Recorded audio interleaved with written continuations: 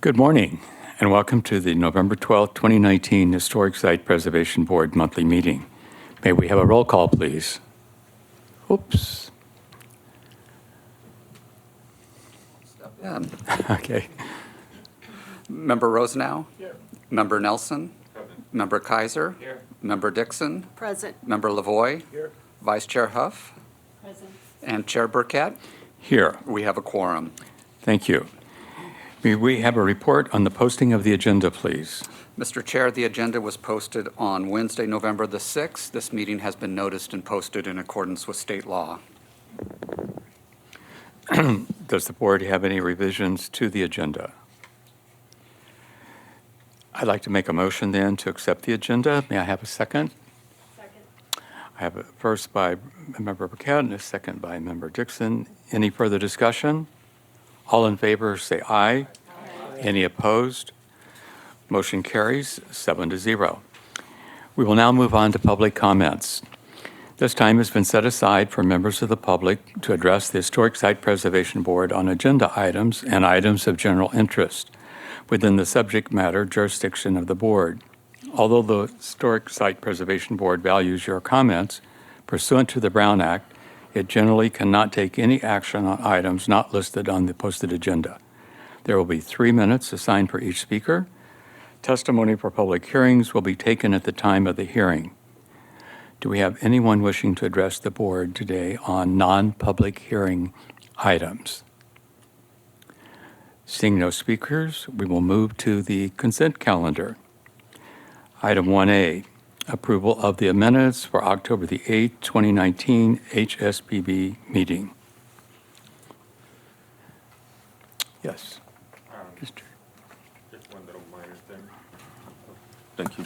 One minor thing, last page of the minute, page 7 of 7. Yeah. Is that better? Okay. Page 7 of 7, under staff comments, the first line, the minor typo, the word synopsis should have an O rather than an A. And that's it.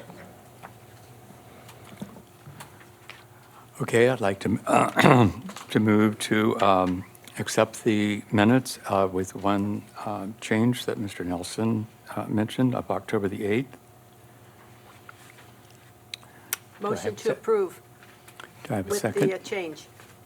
Thank you. Do I have a second? Second. Oh, that's a second. Okay, we have a first by Member Dixon and a second by Member Nelson. Any further discussion? All in favor say aye. Aye. Aye. Any opposed? Motion carries 7-0. Yeah, and abstain. 3.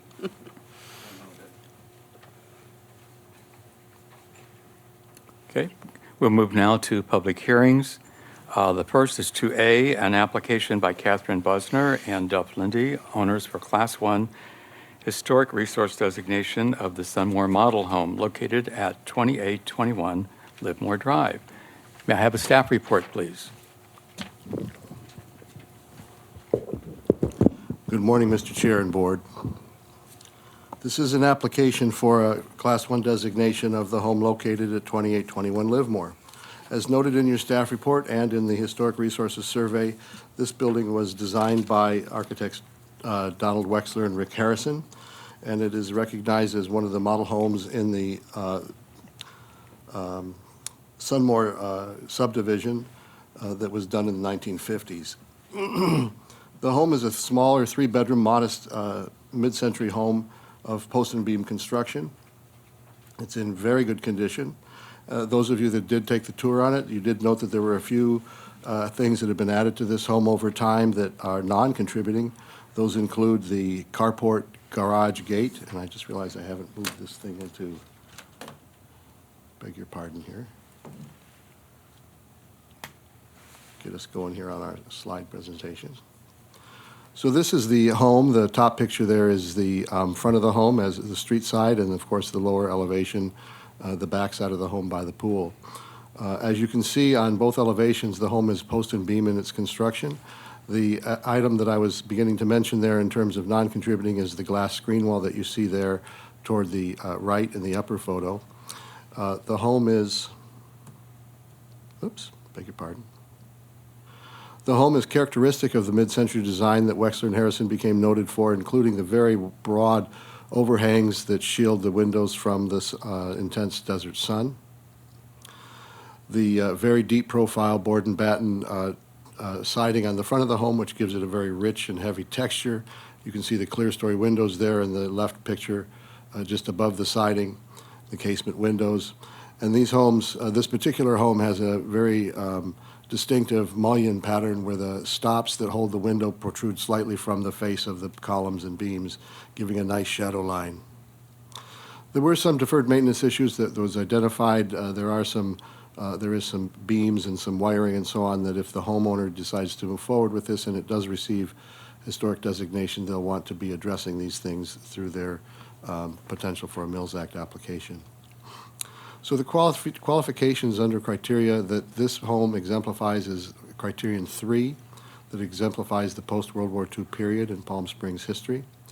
It exemplifies or embodies the distinct characteristics of the post and beam style of construction, and it presents the work of master architects Wexler and Harrison. On page, excuse me, 6 of your report is the analysis of the home's integrity. As we've noted, the home has very significant and high level of integrity. There have been some windows changed, but they're minor. And the items, of course, with the patio cover on the back of the home, and the, I believe I have a picture of that here. Oh, maybe not. Ah, there we go. So these are the non-contributing features: the gate that's gone across the front of the carport, the glass privacy wall, and then the carport gate and the mural and the steel canopy on the back. So on page 7 of 8 are the defining characteristics for this property and the non-contributing. And again, staff believes that this home qualifies under those 3 criteria, 3, 4, and 5, and we are recommending that the HSPB recommend to the City Council Class 1 designation for this property. I'm available to answer any questions you may have, and I believe a person representing the applicant is in the audience. Yes. That concludes my staff report. Thank you. Board, are there questions of staff? Mr. Chair, I have a Yes. couple of questions. If you go back to the slide where you're saying that they should make some repairs in the Yeah. future, this one, what is the recommended change to the third picture where you see all the electrical? If that's, I'm assuming that's the original hookup and everything. Well, what we believe is that it's the original hookup with about 50 or 60 years of accumulation of alarm panels, systems, various types of the security camera that you see there in the middle camera. There's a lot of wire and extraneous material that's dangling around on that part of the house and in some other parts of the house, as you can see in the middle photo. So our recommendation is that any of that can be cleaned up should be cleaned up So and removed. basically just cleaned up. Yeah, remove that which is no longer necessary and clean up that which needs to stay. Okay, and then my other question is, you mentioned the masonry wall around the backyard. What was the original fencing? I didn't mention the masonry wall. I was mentioning the glass wall and the steel wall on the front of the home. Well, it says the masonry privacy wall around the backyard. Oh, in terms of non-contributing. Non-contributing. We don't know when that was added. We don't know what was there originally, So why would that be a non-contributing if we don't know? because we can't evidence that it was part of the original. So one way or another, we don't know. Right. What was So rather there, than err and so say it we're is, just we would say it's assuming. not.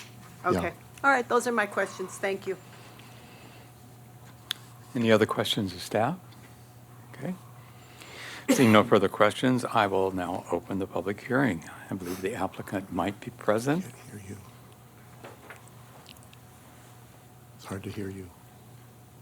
Oh, you please give your name and address and tell us about your project. You have 10 minutes to present and 2 minutes for rebuttal if desired after any comments. Good morning. Good morning. Susan Sequoia Jensen. This is a project that's very special to me. About 10 years ago, my husband and I bought this house, and it was in very raw condition, which is actually a beautiful thing for a preservationist. It had not been remodeled in any shape or form. And so it was an opportunity. However, we did not realize that it was a Wexler Harrison. It had not been marketed that way. So the first thing I do when I start to evaluate a property is draw it. And as I was drawing this house, I realized that there was a great deal of deliberate design intent with this home. And so as everything laid out on an 8-foot grid, it made perfect sense. And then it was time to do the research. So we did. And here we have before you today something that we believe should be preserved as a Class 1. Most of the alterations, I would say all of the alterations, are reversible per the Secretary of the Interior standards, and the historic resource remains intact. There was a question about the original wall in the rear yard. We added that, and what was there when we purchased it was a wooden fence that was collapsing. So I'm here pretty much to answer any questions. Any questions? Do you know when the glass wall in front, the frosted glass wall in front was added? Yes, I designed that, and we added that in 2010, and it was based on the grid that was established by the Wexler Harrison plan. And one of the reasons we did that was to preserve the integrity of the original windows in the house so that we did not have to put up window coverings and that we could obtain privacy from the street. Thank you. Okay, seeing no other questions? Oh, I have one Oh, question. sorry. Do you have pictures of the house when you purchased it? Absolutely. I think that's I could spend hours on it. So I spared you from Yes, that. Well, too bad for us. Yeah, that would have been interesting Yes, to it have would to have seen. Okay, anyone else? Okay, thank you so much for the nomination. We greatly appreciate it, and Thank your you. insight as well. Thank you. Thank you. So is there anyone else wishing to speak on this public hearing item? Seeing none, I will close the public hearing. The action is now with the board. Your comments and questions, please. Mr. Chair. Yes, sir. From my question, when I walked up to the house, what I saw was this frosted glass wall and not the house. And then I went through that gate, it was sort of like this marvelous transparent house opened up. So I consider the screen wall, and I understand completely why it's there, standing in the living room, but it really detracts from the nomination. It detracts from the public's perception of what the house is and what it could be or what it was. And I would recommend its removal as part of the nomination. The other additions in the back, I think, are minor in that they're not, again, in the public view, they are very much in keeping with the style of the house. I think that the glass screen wall is a detriment to the architecture. Yes, Mr. Nelson. I have to respectfully disagree with those comments. And I think that Susan's justification for putting that wall wasn't very good, in my so humble opinion. I had a little trepidation walking up, but as soon as I walked in through that frosted glass enclosure, I totally understood why it was done. Otherwise, someone might have put a brick wall in the front. So it's one or the other. But I would also like to just take a moment to thank Susan for recognizing the value of the resource and bringing it back to something that I think Wexler and Harrison would be proud of. Thank you.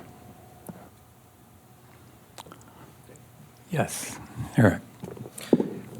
Yeah, I have no issue with the wall. I think it protects the house from, it's a privacy wall, which is what we have come to know these days. I think she did a beautiful job in restoring it.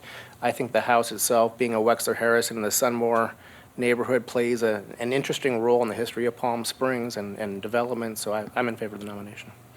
Okay, thank you. Member Kaiser. I too support the nomination. I think, again, the wall allows the house to live the way that people want to live in things today. And it is unusual to see the transparency of the wall or translucency of the wall, and then going to the transparency of the house all the way through. So you can get the architect's original intent of this, whereas if a solid wall had been put in front, which is common in, or hedges or whatever else all around Palm Springs, that would have changed it dramatically.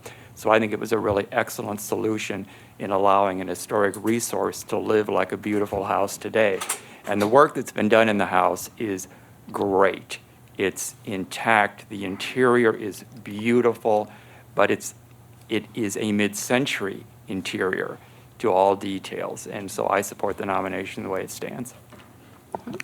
Yourself. Yes, and I also support the nomination. I believe that the reversible additions are well integrated into, the original architecture, and in keeping with, the reversible standards.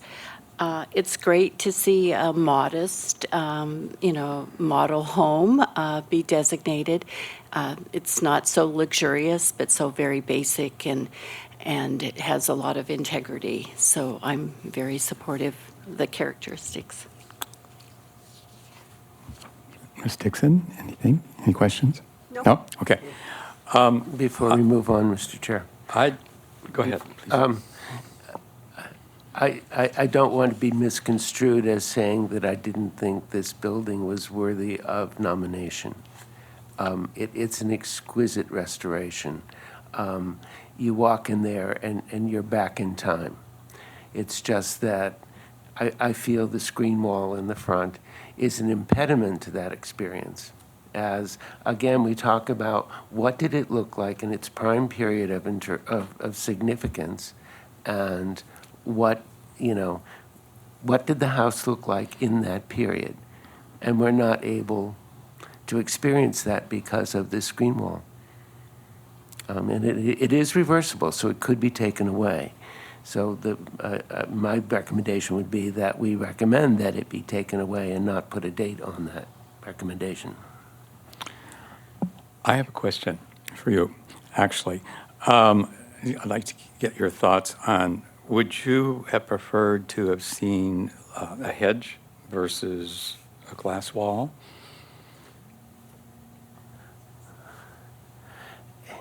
I would have liked to preferred something that I could have seen over. When you drive up to the house, all you see is that frosted glass. You don't see, there's ways of getting privacy with a 5-foot high that I think anything would have been better. The transparent glass wall is probably the best solution of any of them, but I would have preferred being able to see through that house the way they saw through that house when it was built. I think the one comment I would like to respond on that also is, I think people today particularly do not want to live sort of in a fishbowl. And I can remember growing up, and we had a mid-century home, and we also had a ranch home, and we were like out on the street as far as I was concerned, and it was like a constant parade. And there were, as a young person, I particularly didn't like that at all, and I always questioned that, and I kept asking my parents, so why don't you do something up here to give us some privacy? So I think that, today we've moved on and privacy becomes really, really very, very precious. So that's why I ask you what your But thought was. Mr. Chair, are we preserving today or yesterday? A little We're of both. preserving yesterday. But 50 years from now, we can preserve today. living today. So that's why I talk about prime period of Right. significance. Yeah. What did it look like then? I think these are good comments, and I really appreciate the thoughts. Mr. Nelson? If there are no more comments, I would like to make a motion. Okay. So Yes, my motion would be to move for nomination for Class 1 Historic Resource Designation of the Sunmore Model Home located at 2821 Livermore, as outlined in a staff report, with the understanding that anything added after the original date of the house, of course, is certainly reversible by any future owner. I'll Right. second. Thank you. Okay, we have a first, so we have a motion by Member Nelson and a second by Member Huff. Any further discussion? All in favor, say aye. Aye. Aye. Any opposed? Motion carries 7-0. Thank you very much. Okay, we will now move on to 2B, an application by William and Jennifer Nelson Fain, owners, for Class 1 Historic Resource Designation of the J. Cheney Wells residence at 1850 Smoke Tree Lane, Rock 12. So, may I have a staff report, please? Yes, thank you, Mr. Chair. As noted in your staff report and in the Historic Resources Report, this is a single-family residence designed in 1942 by the notable architectural firm of Clark and Frey, excuse me, with Albert Frey being the primary person whose credit is given to the design of the home. The home is a unique example of a classic ranch-style home in Albert Frey's signature modernist detailing and retains a high degree of historic integrity. In looking at the home as you did, one is first of all struck by the way that the home nestles into the natural environment at Smoke Tree. Smoke Tree's guidelines for their overall community is one of touching lightly on the land, and this home certainly does accomplish that in the way that it integrates in with the natural desert landscaping that you see around the home. The home is also very clearly, while it is a ranch-style home, is very clearly a modern home, and I've included a little bit in this first photo. You can see the large expanse of glass that's in the living room, and for those of you that did visit the home, that living room is extraordinary in that it has glass really on all four sides. Frey's ability to integrate the ranch-style architectural standards of Smoke Tree with a modernist aesthetic are very well documented and expressed in this house. I found of particular interest the set of stacked windows that were combined on the east facade by the powder rooms and bathrooms that's very much from the 1940s, as you look at very often see in commercial buildings of that nature. So the home sits on the lot in a very open plan way oriented toward the mountains, toward the south and west. In a typical California ranch-style home, often the type that you'd see in a Cliff May vernacular, you have a main body to the house with rambling eaves and wings that come out from that central element. The home has had some additions added onto it, which are outlined in your staff report and in the Historic Resources Report.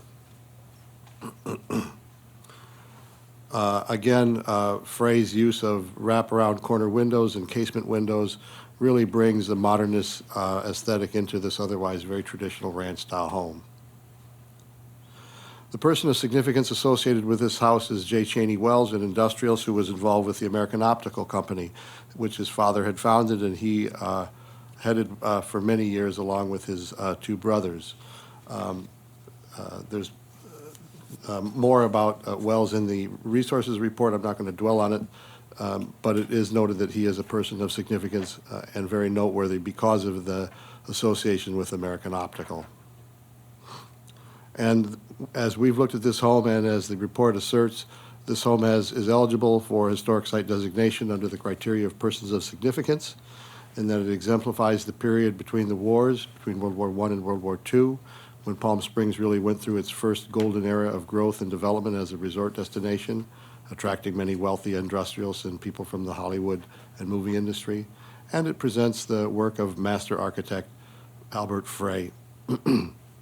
I'm sorry, I skipped over distinctive characteristics, which I mentioned earlier in terms of the fact that the home is very much a modernist home, but expressed in a ranch-style vernacular. So that concludes my staff report. On the issue of defining characteristics, you'll find that outlined in your staff report on page 5. Those portions which were identified as non-contributing are the swimming pool and the 2014 spa addition, the walkways and the stone pathways, and the perimeter garden wall and the equipment enclosure. Tracy Conrad is here from Smoke Tree Ranch, and I believe Stephen Vaught is here, the author of the report, who can explain further the details on this particular application, and I'm available to answer any questions you may have. Thank you. Board, are there questions of staff? None? Seeing none, I will open the public hearing. I believe the applicant is present. Please sign in, join us at the table, and speak into the mic, give your name and address, and tell us about your project. You'll have 10 minutes to present and 2 minutes for rebuttal if desired. Any public comments? Thank you. My name is Tracy Conrad. I'm here representing the Fains as owners of the property, as well as Smoke Tree Ranch, which endorses the application. This house is delightful. It's intact, largely, has a few additions, but they're in some ways sympathetic.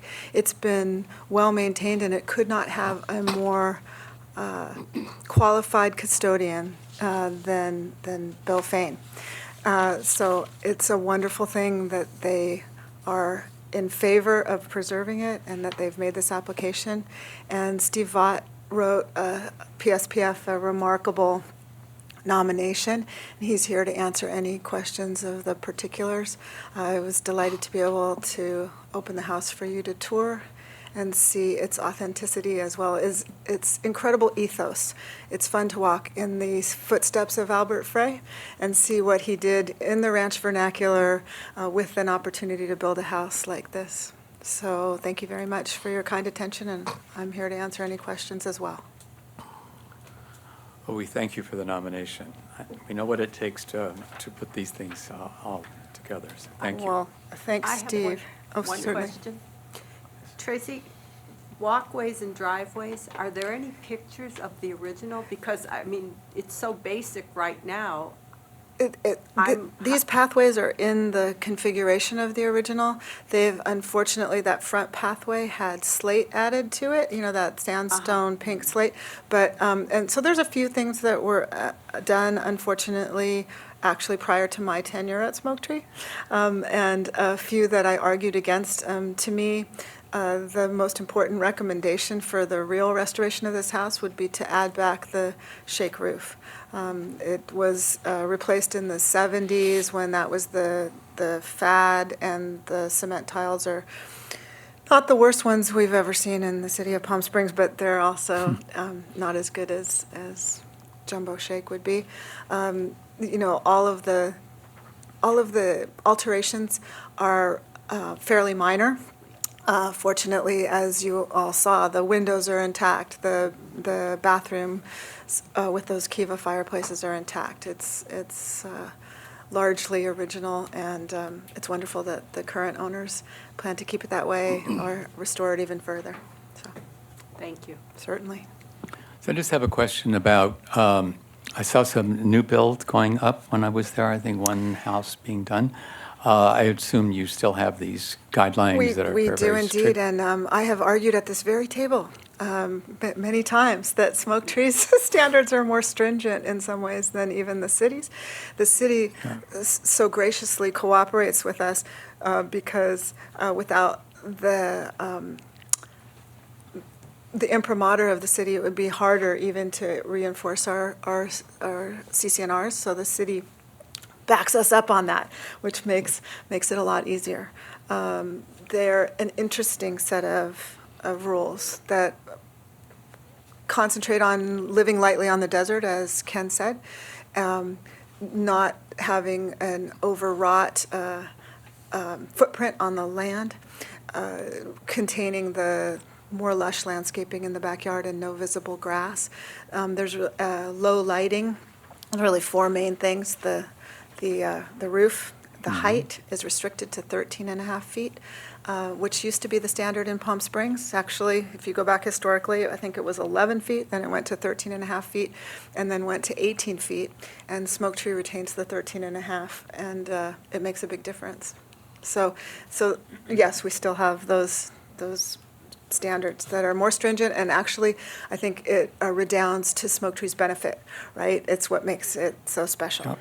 Definitely. So- And I think of particular note are your house numbers on a rock. I love that. yeah, That's why I that's- emphasized Rock 12. Yeah, so you all found it, though, eventually. I love, no, that's the coolest. Very good.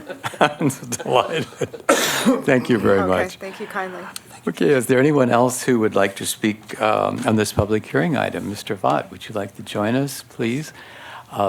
Did you sign in? I did. and I- did, I and learned would to do you- that over- Please, over time, you know the drill, In right? fact, I even learned to turn this on, but I think it's already on. So. Okay, Good thank morning, you. members of the board. It's an honor to be here as always. But I just wanted to introduce myself, that I'm Steve Vaught, and I live in Riverside right now.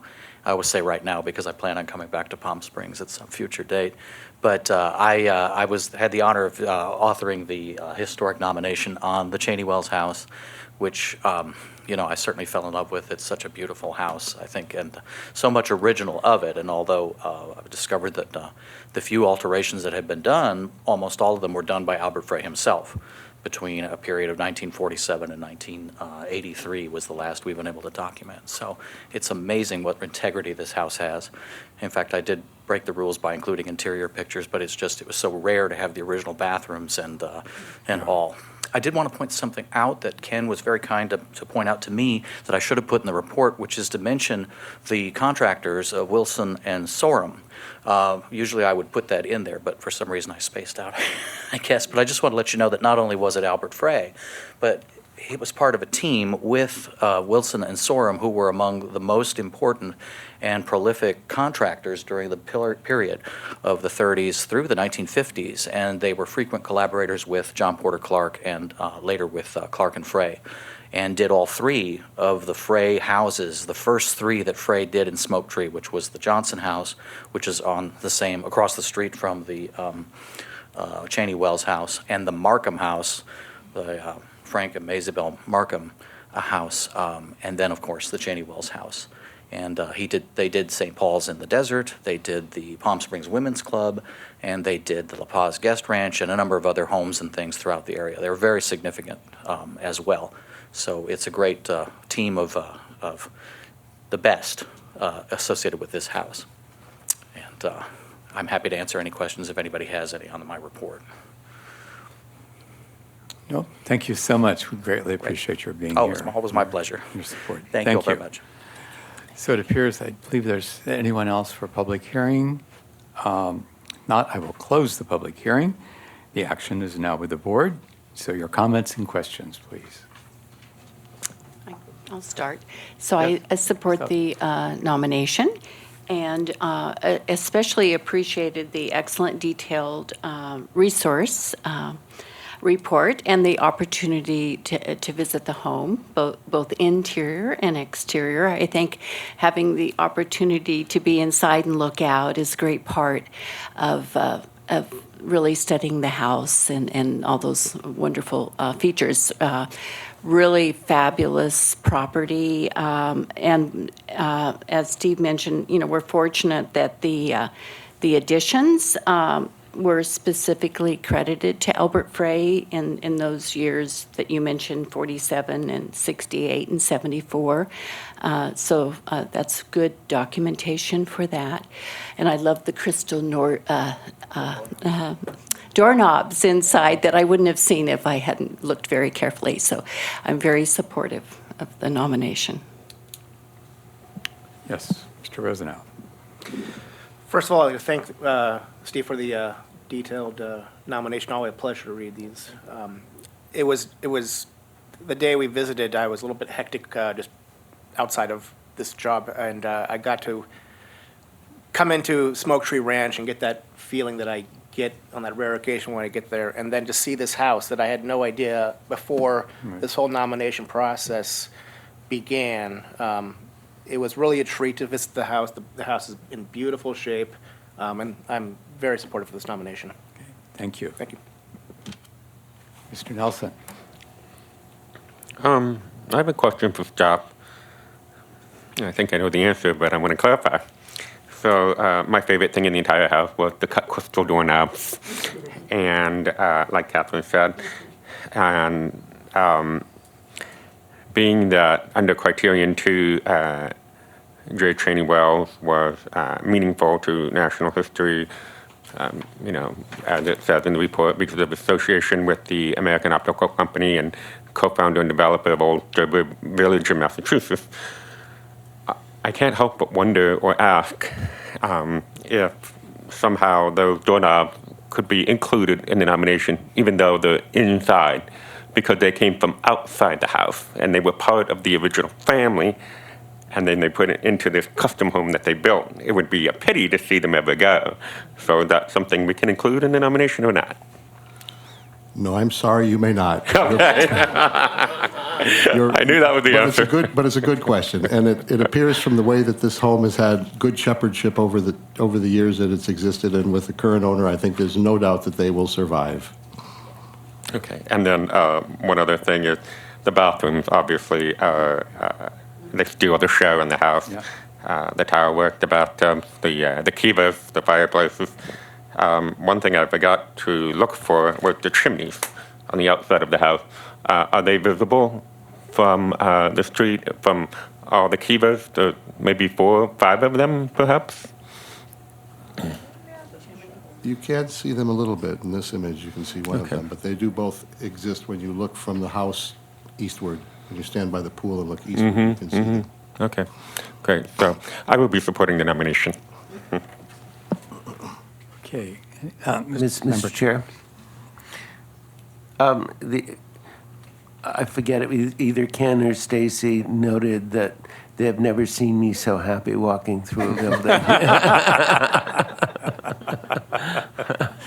It is, I mean, it is one of the delights of being a preservationist to walk through a piece of history and experience it the way the people who built it or lived in it experienced it. And both the getting lost in Smoke Tree and having to find it was, I've never been back there. It's like, oh, wow, this is what people are talking about. And then to find the house and walk through the house, it was a delight and one of the high points of my preservation career. Thank you for the opportunity. And listening to this and thinking about it, particularly Stacy's comments this morning, and maybe this should be an historic district. There are sufficient resources in it. There are guidelines that are already there. It has a history of being important in Palm Springs, and maybe this should be our second historic district, so that future generations can have the experience that we had. And I do support the nomination, of course, and thank all involved, both the owners and the reporters and the people passionate about saving this resource. Thank you. So, Board? Mr. I just want to add one more thing. I think also the way that the landscaping, I know we can't do anything about this now, was done is absolutely wonderful because it's very, very natural and raw as you approach the house. And the closer you get, it becomes more refined. In the front, it becomes refined in a desert way. And then in the back, you get that beautiful splash of green with also desert landscaping. And I think Stephen Keelan should see this house because I think that could be very meaningful with what he's doing as well. And I think this is a really excellent example of how things can work and should work. So, of course, I support the designation as well. Thank you. Any other comments? I would just like to say that anytime I get a chance, an excuse to go to Smoke Tree, I do it.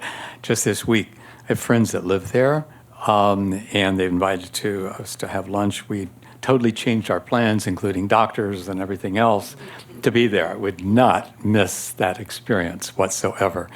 It's a glorious thing. So board, any other further questions or comments? Seeing none, may I have a motion, please? A motion by, Motion to accept this as a class one. Do you want to do that based on the findings in the staff Right. report? Yes. yes. Okay, so we have a motion by, and a motion by Mr. Rosenau and a second by Mr. Lavoy. Any further discussion? All in favor, say aye. Any opposed? Motion carries 7-0. Congratulations. So we will now move on to unfinished business, which there being none this month, we will go to new business, which is an application by J.R. Roberts, owner for historic resource designation of the Lawrence Wellcout residence, located at 730 East Paseo El Mirador.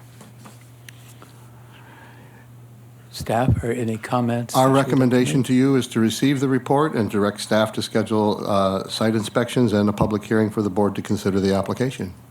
Thank you. So, board, may I have a motion to accept the Historic Resources Report and schedule site visits? So moved. Okay. A second. We have a first by Ms. Dixon and a second by Ms. Huff. Excuse me. Any further discussion? Seeing none, those in favor? Aye. Those opposed? The motion carries 7-0. So now we are moving along to the symposium report. I guess that would be me. So I am going to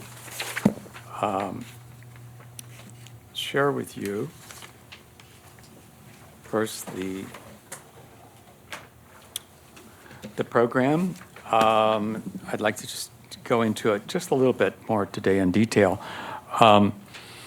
Since our last meeting, your subcommittee has had two meetings, one of them being we gathered the other four organizations together with a representative from each to participate, particularly on day two, as well as the tours. And I'm delighted to say that once again, each of those organizations agreed to sponsor a presentation on day two, as well as a tour to make this a truly preservation community event. So as it relates to the program on opening day, which will be April 18th at the Convention Center, Mr. Jade Nelson has agreed to co-chair, I guess, not co-chair, but co-work with me on the exhibits because we're continuing to expand those.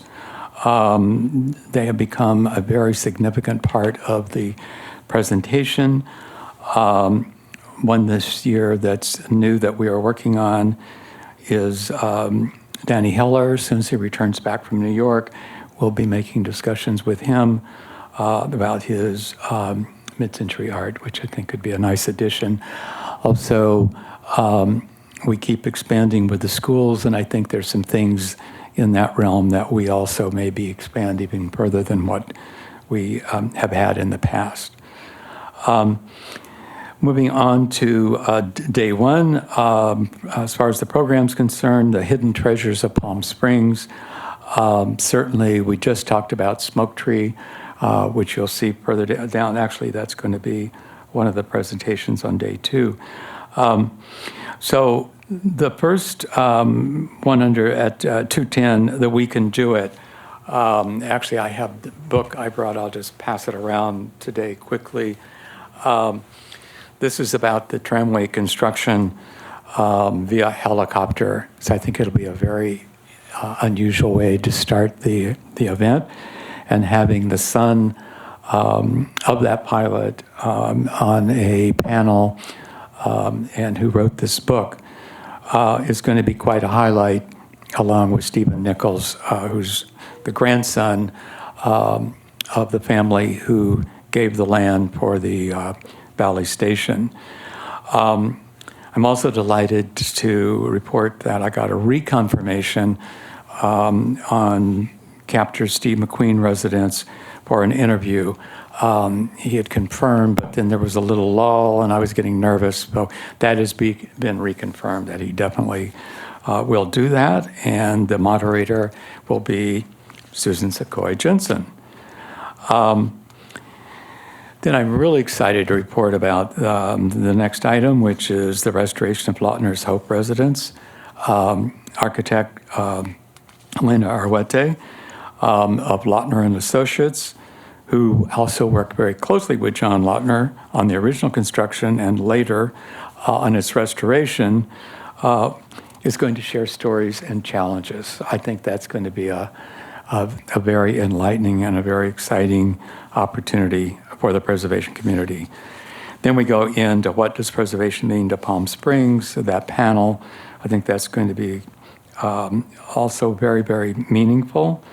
And then the HSB accomplishments, which are primarily the 2019 and 2020 nominations and designations that we have done, followed by the story of the O'Donnell Golf Club with Steve Keelan, which is certainly fitting on varying waves, as you'll see further down in the program.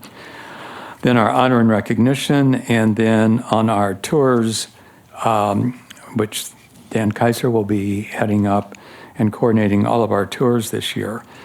And speaking of those, we have 3 confirmations so far. The Randolph Scott Movie Colony residence, Tahquitz Canyon, which will be done by the Agua Caliente Cahuilla tribe, and the Macy residence by Captor. I'd just like to make, no, I think I better not make that comment. The other thing that we are working on is possibly, I always thought it would be interesting to get into the engineering room of the tramway. I understand it's quite an experience to see that. There's an Adobe and Araby that I have been working on, I think would be great in the Francis Crocker residence. I think Ms. Huff might have some leads on that for us. And then Dan is also considering the designated Class 1 properties, which would be so very fitting, in Truman Capote in the Rock House. And then we know that the organizations are doing 4 tours.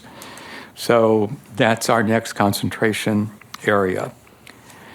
Day 2, just a point here, we dropped the reference to workshops because they're really not totally workshops. So we're just changing the nomenclature to day 2.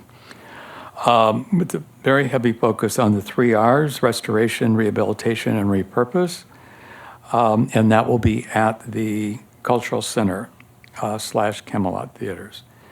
We're going to start off with the intrigue of the Tahquitz Canyon, Smoke Tree Ranch presentation, which Tracy will do, the Cornelia White House, an update on the Palm Springs School of Architecture program.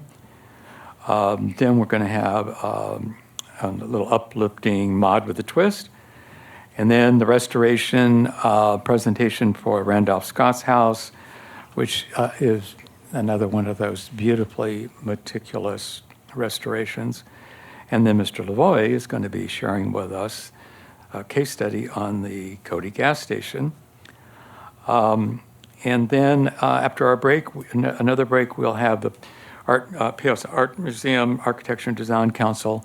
They're working on their presentation now. We'll know the subject matter of that before long. Same thing with PS Modcom. And then the COD architecture students, their video presentation. And then we are also working on, there'll be a lunch break. And we weren't originally going to do anything in the afternoon. However, we see that there is an opportunity, and we think this is a strong enough draw that people would want to come back for a restoration of the Plaza Theater. So we are reaching out to Wilson, the Gensler organization and J.R. Roberts to see about putting that together. So that one is still in the works. And then the after party at the O'Donnell Golf Club on day one. Such a great tie-in with the recent designation. It's going to be featured on the main day, and then to have the event. And that's thanks to the Board of Trustees who have waived their healthy rental fee. And then also stepping up to the plate is the 849 restaurant doing a no-host bar with some complimentary hors d'oeuvres. So I think that's going to really round out to be a very, very special event. So, and if there are any comments from the board?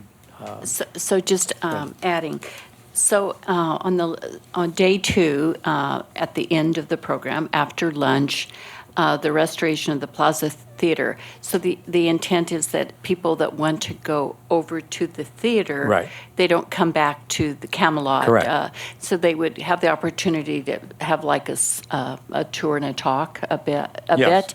And that That's would what- probably yeah. be limited to a smaller group of people. Well, no, actually, they talked about we could easily handle the entire group Okay. to go to the to go It's to just, that you know, presentation. knowing if people will come back after lunch. Right. You know, I mean, we'll lose some. Yeah, oh, yeah, we but- know that. But we might benefit by having a little smaller group anyway, because Right, of yeah, walking true. and touring. Right, So, yeah, if there's any tour part Yeah, of if it. there is. Mhm, okay. But I think the important thing is, what I wanted to do, I think was important, is to focus on the restoration process. That's what's really important, and that's what our board is all about. So that to me is something that we could zero in on. And if we're fortunate enough to get Wilson with his enthusiasm, Jim Gensler, if they don't come back for lunch, they would be very sorry. I can tell you that, so we will emphasize that. But what a great opportunity. I mean, here we have this right in front of us. We're in the fundraising process for this to really get to understand what that restoration is going to be all about. So I'm going to be working like crazy to get that done. Yes, Mr. Nelson. I have a question about day two. I'm not sure if the subcommittee has talked about this yet, but because you're going to be in the theater for most of the time, and there will no doubt be handouts and papers. In my experience of attending events like that in a theater, it's very easy for things to get dropped or lost or roll down on the floor. So just wondering if you maybe have the budget to see if you could get bags for the handouts, little disposable type bags, or clipboards, or something. Maybe somebody that's involved, either the cultural center or somebody can donate those things, or we could find a sponsor to donate clipboards or bags or something, just to hold the materials. Exactly. Right. Or maybe even something like a folder that they can put all the materials in. So that's something Yeah. that we can look at as part of the Yeah, committee discussions. great idea. Okay, wonderful. Okay, board, anything else? All right, then what we've all been waiting for is 5B, the annual review of the PSMC 8.05, the Historic Preservation Ordinance. I'll now turn this part of the meeting over to Planning Director Flynn Fagg. And Mr. Lyon as well. Ken Lyon. When the Historic Preservation Ordinance was adopted earlier this year by City Council, one of the requests of the City Council was that they have the opportunity to review the effectiveness of the ordinance at the end of the year. And so what we will be doing is staff will be making a report to the City Council in December about the effectiveness and the administration of the ordinance. One of the areas where council members had a concern was with the Class 4 designation. They were concerned that staff member review of all Class 4 properties that were being remodeled or renovated would slow down the process for applicants. And so they are asking for an accounting of how many applications we reviewed and things like that. But another thing that they wanted us to look at was whenever you do a wholesale rewrite of an ordinance, you're never going to get everything perfect the first time through. It always needs tweaking, and so that's one of the things that they also wanted us to look at. And we felt it appropriate to get the input of the Historic Site Preservation Board on any tweaks that we might need to do to the ordinance. Ken and I have thought of a few things as we've worked with this over the past year, and what I'll do is go ahead and turn it over to Ken to give you some of the thoughts that we've had, and then we would also ask for the input of the Historic Site Preservation Board for your comments as well. So with that, Mr. Lyon. And what I've passed out to you is a complete copy of the ordinance, so I imagine that you've already been kind of pouring through it as you have been looking at these things. But I'm going to go through very quickly some of the minor things that I've seen, and most of them are administrative in nature, but it may trigger and tease some of the thoughts that you guys may have on this as well. And I'm going to start just at the top of the document, and I'm going to go through fairly quickly. So in the chapter 8.05.010, on the second line, preserving areas and specific buildings in the city rather than of the city is a minor one that I was looking at. Further down under 2.0 or 8.05.020, excuse me, in the second paragraph under alteration, we've noted a structural addition. I'm reading now on line 4. A structural addition, cutting or removal of trees or other natural features. It goes on and then it continues, and then it says in the next line, plantings and landscape accessories. I don't know if we want to merge those two under a single heading of trees and natural features, or whether there's a good reason to keep them as distinctly separate items of mention. On the next page in your copy, under the definitions of major alterations, I think we can collapse this. We have Part A and Part B. Part A notes removes 25% and so on and so on. B talks about modifying or enclosing.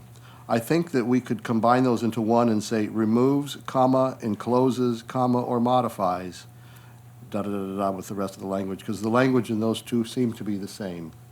Okay?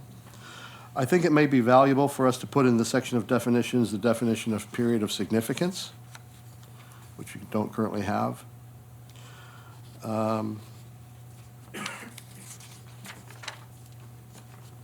Moving on through. I've got some minor stuff here that I'm going to review with you that are not necessary to take up our time today. On page 11, this would be under section 8.05.110. So on page 11, under part 3, item C, and you go down about 5 lines, it says, the HSPB shall consider the HPO's report along with any evidence or testimony offered at the public hearing. This particular type of application is only a public meeting, so I think I would recommend changing the word hearing to meeting, because there is a distinct difference when we have public hearings versus an item of public meeting. On page 12, under Part B, this is now under section 8.05.120. Item B1, minor alterations as determined by the Historic Preservation Officer. And then item 3, the replacement or reconstruction of exterior features, the rest of it is suitable like for like based on the determination of the director. I don't know if we want to make those both director or both HPO, but they seem to be a bit of inconsistency there. Moving onward. On page 16, Part D, item Roman numeral small 3. If it does not render a decision by the end of the stay, we're missing a T in the word stay. It says say.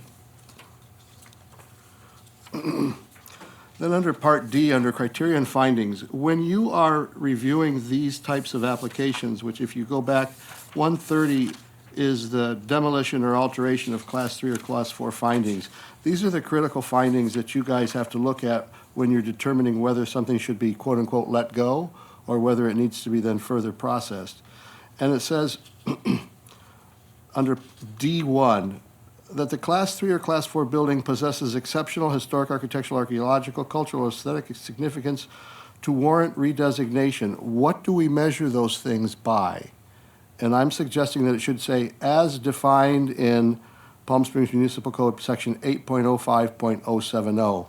In other words, when you go back and look at whether something holds and possesses this kind of historic significance, what is the metrics by which you make that determination?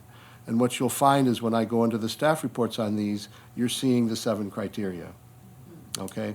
So I'm recommending that in here we at least reference Section 8.05.070 where those criteria are outlined. Okay? Again, just a minor typo on page 17 under Part C, the last line, and assess the cost of such repairs to the property owner in the same manner, I believe is a word that's missing there, as the abatement of public nuisances.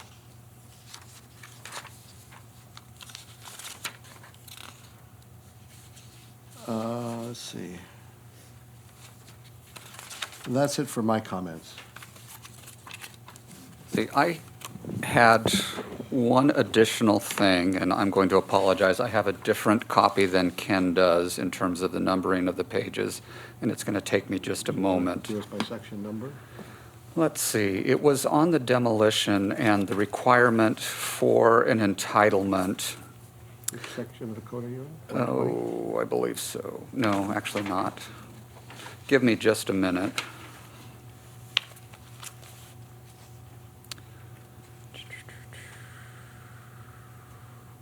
I thought it was 130. Okay, yeah, it is section 8.05.130, demolition or alteration of Class 3 and Class 4 buildings. And it's in subsection C. And then 4B, demolition permit issuance contingent upon entitlement and permits for replacement building. The only thing that I would modify there is that allowing the HSPB the authority to waive that requirement upon certain findings. There is no currently any language about being able to waive that requirement, and the question has come up, would that be something that City Council does? My recommendation would be that the Historic Site Preservation Board make that recommendation. So the requirement to have your entitlements in place before you demolish, if someone were to request to be able to demolish prior to the entitlement, the authority would lie with the HSPB and not City Council. And I think Based on what findings? And that's what we would have to come up with. So there needs to be findings in order to do that, and it would have to be extraordinary circumstances. And I think the example that we saw on this recently was with the the gas station structure. Yeah, at, down on South Palm Canyon. Correct. One of the other things, Ken, that I don't think you mentioned is there is a little bit of cleanup relative to the section versus the tribe. Yeah, I did not have a chance to bring that in. Okay, and so there's a couple of minor things that we need to clarify there that we will also do as part of our recommendations to the City Council. And those are basically aligning with the contract that the city has with the tribe for authority, for their authority and how it's processed. So those are our comments, and with that, we'll turn it over to the board for your comments. I'd like to start off with, one of the things that I'd like to review are the different classes, the class 1 through 4. We had discussion in the past that class 1, we would borrow from Santa Barbara, the landmark designation.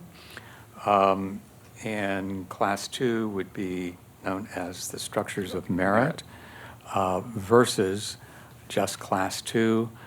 And, you know, just as you might remember the reference we had with the Liberace home and the reaction, there's something about the stigma of being a class 2 anything is not good for the community, in my opinion. And we certainly don't want to have disgruntled homeowners and lose properties because of that, simply calling something that's offensive to a lot of people. So those two in particular, as far as the naming is concerned, I think is extremely important for us to to take a look at, and I'd like to recommend that we make those changes. I don't know on 3 and 4, do we need to give those a title as well? Obviously, Class 3 now is Historical Resource Survey Potential Properties. Mr. Burkett, can you speak up a little bit? Yes. I'm sorry. Thought I was talking right in here. Okay, so the renaming, can you not hear me? Really? No, your mouth is below the mic. You need to sort of sit up and Oh, hi. you can turn that thing. All right, that little That's guy. because you're reading and speaking. Okay. Thank you. Okay, so the whole idea is to review quickly, if we can, the nomenclature for the classes 1, 2, 3, and 4. So, and I'd like to invite any board comments about that. Well, Santa Barbara uses the word potential for Class 3. Okay, And 4 actually would be. potential, Potential. okay, Which sort of suggests that more research needs to be done. right, right. Excellent. Mr. Nelson. I'm going to make my comment, then I have to leave for a doctor's appointment. But I would like to see another copy of this with the changes that the staff has proposed and the changes that are being made by the board today, with the old wording and then the new wording highlighted. And wondering also if there's a possibility that that revised document could be shared with PSPF and PS Modcom for their input as well, because I know they both have concerns about making sure that the modifications reflect their concerns, because they were very vocal about some things that we've talked about today. So if that would be a possibility before we send this to council. What we will do is we will give a report to council in December, and at their direction, we'll probably follow up with changes to the ordinance at the beginning of 2020. So that would come through a separate process. And on that note, do we need to go also to the Planning Commission? No. Okay, No. all right, so we can move this right along then, that's good. Okay, so is the board in sort of an agreement about the nomenclature changes that we've talked about today to give direction to staff?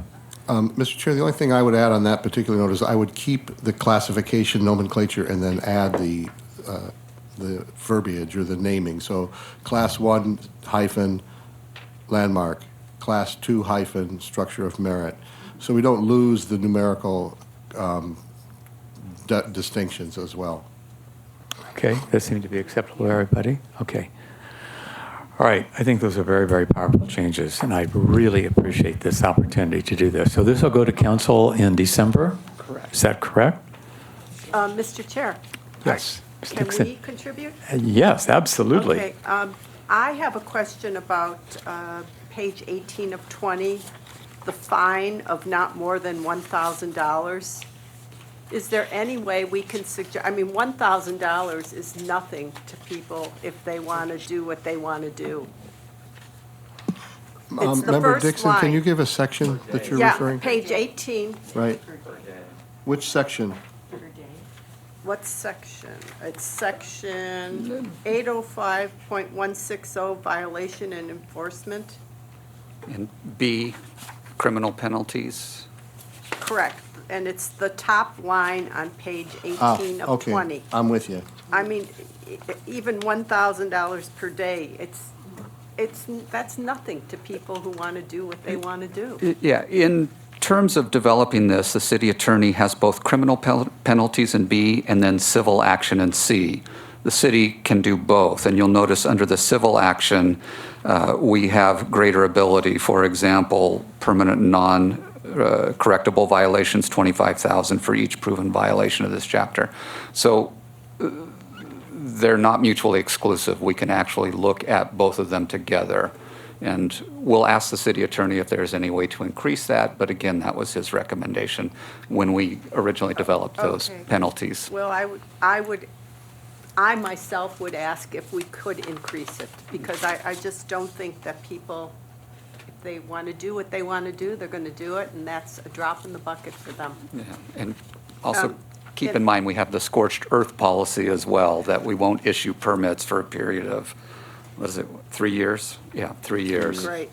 So- And my other question is, with the demolition or alterations of Class 3 and 4 buildings on tribal land, do we ever get any of the findings or the opinions of the Tribal Historic Preservation Committee Board? Do they send things back to us if there's an application for something on tribal land? There has been one that's been considered by the tribe, and their findings were communicated back to us via an email. So yes, we do get their answers and the determinations that they make. And is that shared? Can that be shared with us? It can be, the one that was under that particular one was a repaint. So I didn't bring it to you Okay. because it was insignificant. Yep, okay, thank you. Any other questions, staff, on this particular item, discussion item?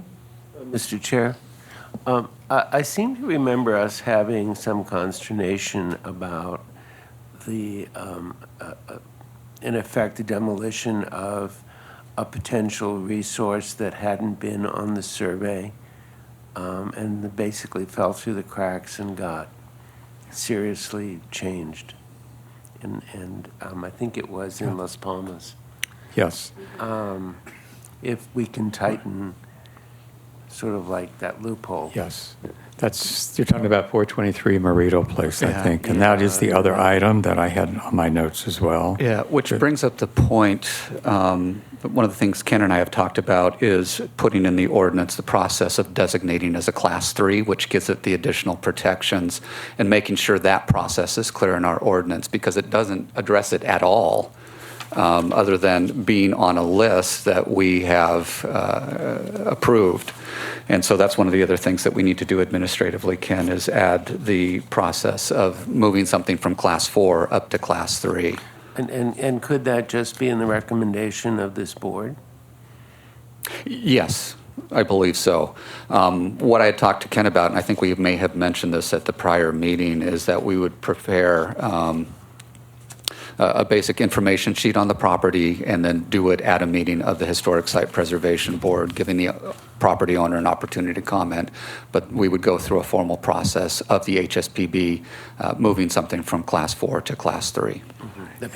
And is this utilizing, I think, what you referred to as the DPR form? Yes, exactly. Okay. And the way this currently reads in the ordinance, it's on page 6, it's 8.05.080. It says, all buildings that are not Class 1 or Class 2 historic resources, but that are identified in a city-approved historic resources survey as eligible for designation as a historic resource are hereby defined in this ordinance as Class 3, and no formal action by the HSPB or City Council is required. So that identifies what they are, but it doesn't identify how one property gets on that list. Yeah. So that's the part where. That's what we need to do. Yeah. Right.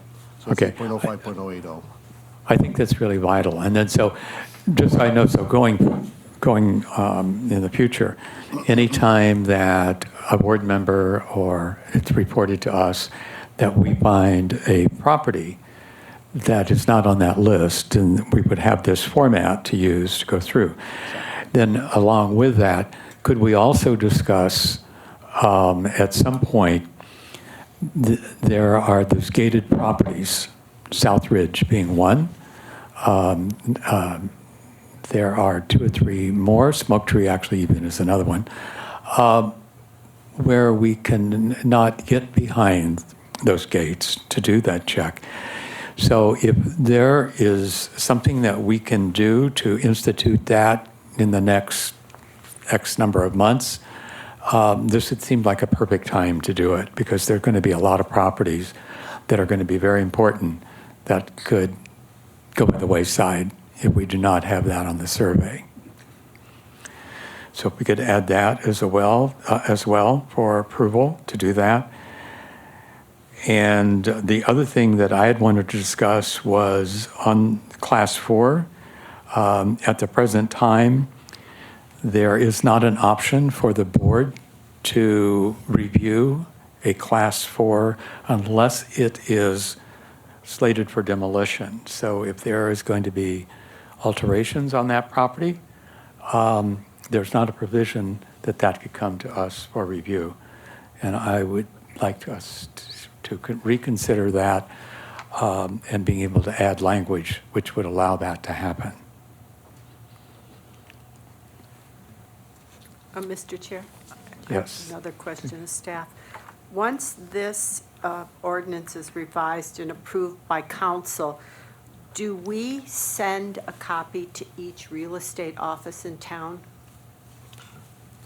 No, but what I had done when this first came out was I went around with the Board of Realtors representative, and we did basically a presentation and rollout of it. So it does get disseminated as much as we can, but we've not gone out and published hundreds of copies of this and published and printed it and mailed it. And not so much publish it and print it and incur a cost, but can we email a copy to the managers of each real estate office and just with a cover letter asking them to make certain that their agents are able to read this and become more familiar with what historic preservation is and means in Palm Springs?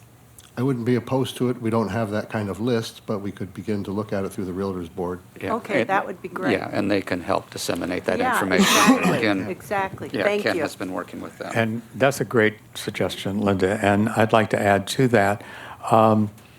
This is quite lengthy, and they should have it, but if we could also have a condensed bulleted form of some really major points that will be important when they're talking to their clients, to make it really easy for them, because I can imagine that they probably would not review all of this in great depth, but not saying they shouldn't have it, they should. But if there could also be a recap, that would, I think that's what would really help. And I think the direction you're talking about with that, Linda, is great, because it is this board of realtors that can really, and we worked with them in tandem in the very beginning when we started doing this whole process. So I think that's a very good point. Okay. Okay, any other questions or comments about that? Thank you so much. Thank you. Great opportunity to do that. So now we will move on to board member comments. Board, what would you like to share? I have Dixon. a question of staff.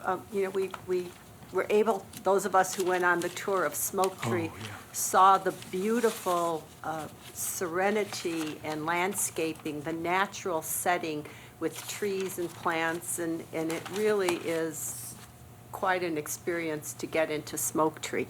What I noticed driving around the city parking lots is that trees are cut down and they're not replaced. And I know that we have a landscape requirement in the city that they should have trees.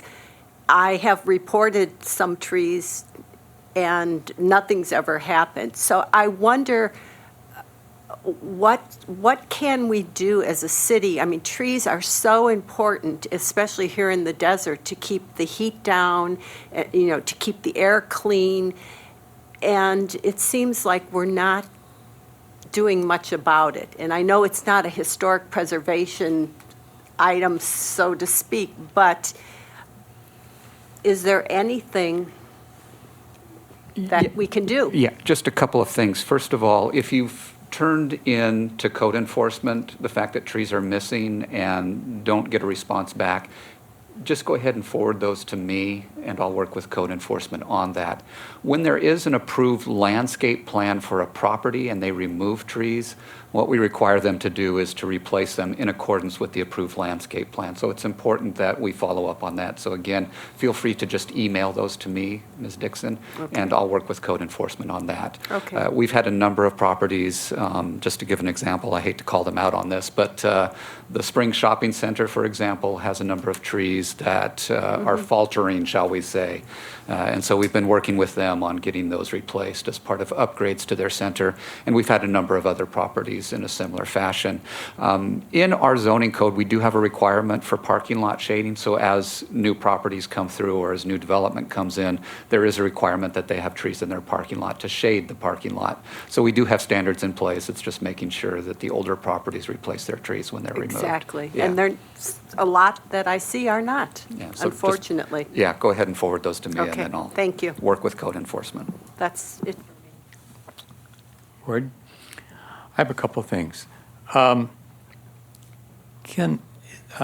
Particularly I'd like to ask you, is there an ideal structure and an average length of a nomination report? Any input from the board as to those two particular items as far as our nominations are concerned?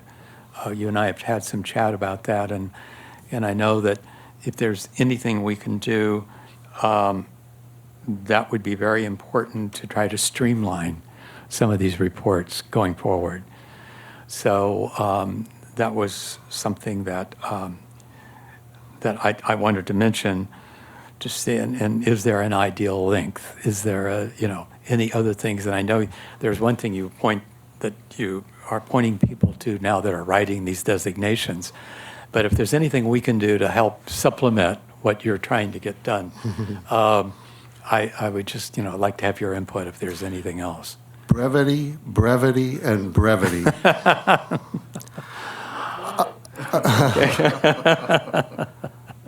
Yes, and you've mentioned this a couple of times as well. The really interesting thing about it is that these reports tend to be fascinating reads, but then you have to ask yourself, well, what's the core material here that the board needs in order to make a decision? And that's what I coach applicants on, is when you read the instructions and the procedures that are in the ordinance, and you see what the criteria is that's listed there, that the person who's writing the report focus as concisely as they can on those criteria and the findings of integrity. There's always a rich, colorful, interesting, fascinating, dramatic, adventures-filled backstory to most of these properties. And what I've encouraged the writers of these nominations to do is, once you've gotten the core material distilled down so the board has the material it needs to make a decision, and you still have all that other stuff you want to tell the story about, please put that in an appendix. And they're starting to do that a bit more, but I have had conversations. The organization that's been writing a lot of the Historic Resources report is the Palm Springs Preservation Foundation, and I have reached out to their board president and mentioned this as well, that there needs to be a clear paragraph or two of executive summary.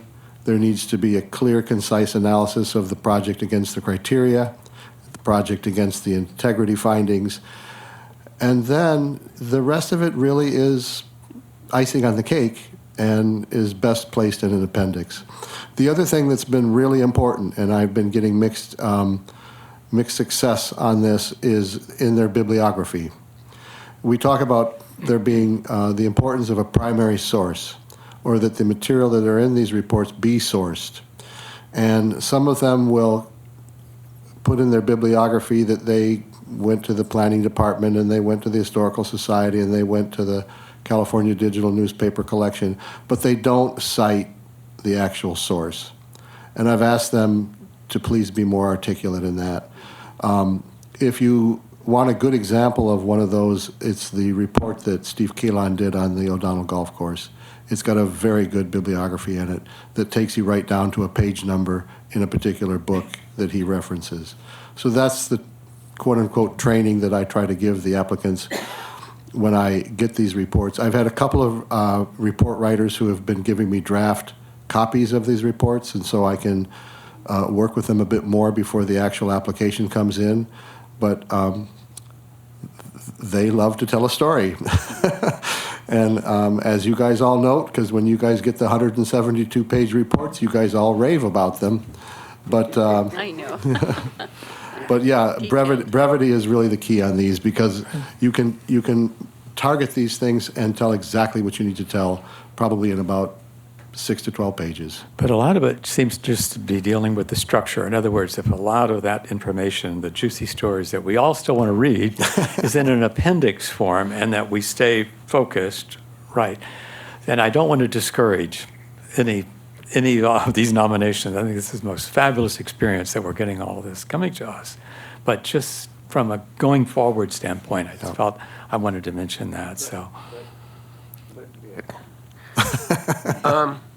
When I first came to this board, I'm used to reading almost every nomination being that thick, which starts with the hominoids migrated across the land bridge, and then 40 pages later, you get to, well, when lumber was imported on, because the pier was built, they could get lumber, and the housing style changed. And it was sort of like, I always asked, can all of this boilerplate just be put in a boilerplate, and do I have to read it every time I read a nomination? And staff told me, yes, because it has to stand alone. And fortunately, Palm Springs doesn't do that. Thank you. It focuses on the history and the story. And while I've grumbled, I really don't care what he did as a teenager to make him significant. These are some of the most readable reports I have ever read. I mean, you know, I used to like the night before. I sit down, you know, pour a cocktail.